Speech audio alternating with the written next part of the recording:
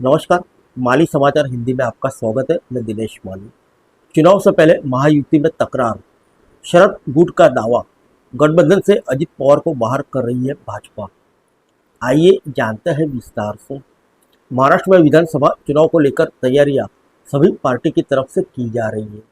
वहीं इससे पहले राष्ट्रवादी कांग्रेस पार्टी शरद चंद्र पवार ने बुधवार को आरएसएस से जुड़े एक मराठी साप्ताहिक में छपी एक रिपोर्ट का हवाला देते हुए कहा कि भारतीय जनता पार्टी महाराष्ट्र में सत्तारूढ़ महायुति गठबंधन को छोड़ने के लिए उप मुख्यमंत्री अजित पवार के नेतृत्व वाली एनसीपी को संदेश भेज रही है।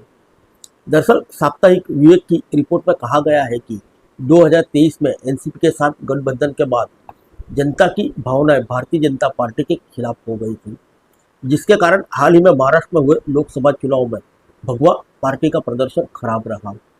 वहीं इस मामले में पत्रकारों से बात करते हुए एनसीपी एसपी के प्रवक्ता क्लाइड क्रिस्टो ने कहा कि लोकसभा चुनाव में मिली हार के बाद भाजपा महाराष्ट्र में आगामी विधानसभा चुनाव जीतने की कोशिश कर रही है, लेकिन उनको लगता है कि अजित पवार के नेतृत्व वाली पार्टी के साथ गठबंधन उनकी संभावना को नुकसान पहुंचाएगा।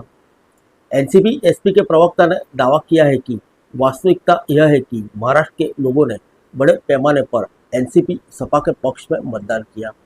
हालांकि भाजपा भी पूरे मामले में सावधानी से काम कर रही है, क्योंकि वह चुनाव जीतना चाहती है, लेकिन उप मुख्यमंत्री अजित पवार के नेतृत्व वाली एनसीपी के साथ उनका गठबंधन उन्हें चुनाव हारने पर मजबूर कर देगा, जैसे कि लोकसभा चुनाव में हुआ था।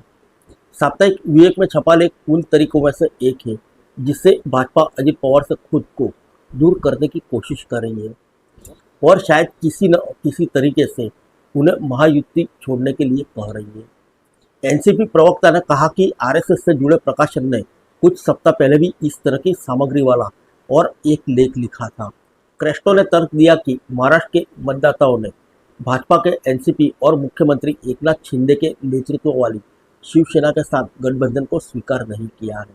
आइए जानते हैं लोकसभा चुनाव में दोनों गठबंधनों का प्रदर्शन। महाराष्ट्र में भाजपा की सीट की संख्या 2019 में 23 से घटकर हाल के लोकसभा चुनाव में सिर्फ 9 रह गई। वहीं उसकी सहयोगी शिवसेना ने 7 सीटें हासिल की और डिप्टी सीएम अजित पवार के नेतृत्व वाली एनसीपी सिर्फ 1 सीट पर जीत हासिल हुई।